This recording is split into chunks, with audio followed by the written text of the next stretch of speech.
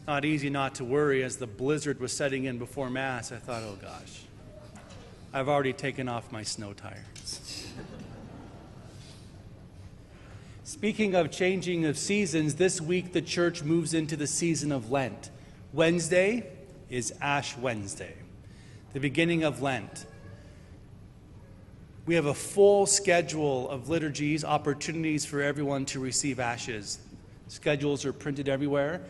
7 a.m. will be a liturgy of the Word. It won't have Mass, but there will be a liturgy of the Word, distribution of ashes, plenty of time to get to work and school.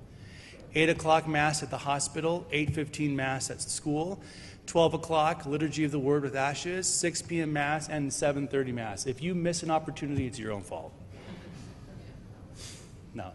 So there's lots of opportunities throughout the day to get the ashes. And also, Ash Wednesday is a day of fasting and abstinence. Fasting means eating less. Abstinence means abstaining or not eating meat. No beef, pork, chicken, fish is acceptable. But really, it's meant to be a day where we're hungry, where we're sacrificing. It's meant to be that kind of a day. So just remember that, Ash Wednesday.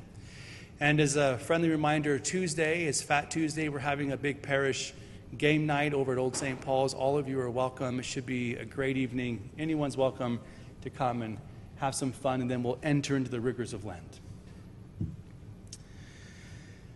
Because the season's changing, with the changing of the liturgical seasons, the lectionary changes. So this will be our last Sunday with the Sermon on the Mount for a long time. So let's dive in Jesus' words in the sermon. I think words today are some, if not his most challenging teaching of all of his teachings. What he said today, I find personally the most challenging to really honestly embrace and live. When you think about most of Christianity, feeding the hungry and clothing the naked, forgiving people, turning the other cheek, all of those can be challenging things, but here's the deal. With all of those things, it's about me doing them. I'm in control of that situation. I get to choose to feed you. I'm going to choose to forgive you. I'm going to choose to turn the other cheek. When it comes to his teaching today about not worrying, that requires me to have to surrender and trust in God. In other words, I'm going to have to let go of the wheel. Don't worry about what you're going to eat. Don't worry about what you're going to wear. The Father knows your needs. In other words, let go of the wheel. I got this. That's why I think it's the hardest of his teachings.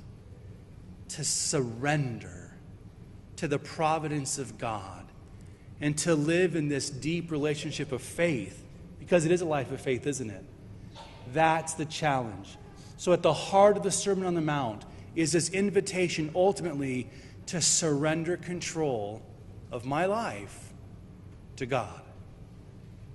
Not easy to do if we're honest with ourselves. Jesus will go on to say, unless you turn and become like a child, you cannot enter the kingdom of heaven. You've heard that before. And that's connected to this. Turning and becoming like a child is connected with this passage. Now, there's being like a child and there's being childish. We're talking about being like a child in the best sense of what that means. That's what I want to focus on. What does it mean to be childlike in this respect? Well, many of you have children. Now, we're talking about children at their best. Little children especially. You're going to go into Boise, you're going to run errands, you load them up in the car, you strap them in the car seat. They're just happy to be with you. They don't know where you're going. And frankly, they don't care. Because they just trust you. They're just happy to be with you, aren't they? I don't know of any little children that lay up at night thinking, oh my gosh, what are we going to have for breakfast in the morning? It's not the worry. Kids don't worry about that. They're not worried like, oh gee, is my laundry going to get folded? That's childlike in, I think, the sense that Jesus is calling us to have that complete trust that God is overseeing my life. Now, that doesn't mean we don't plan. We have to do things, but that kind of trust. I have that in some areas of my life, but I tend to have a lot of my weight on my childish foot. I got my childlike foot and my childish.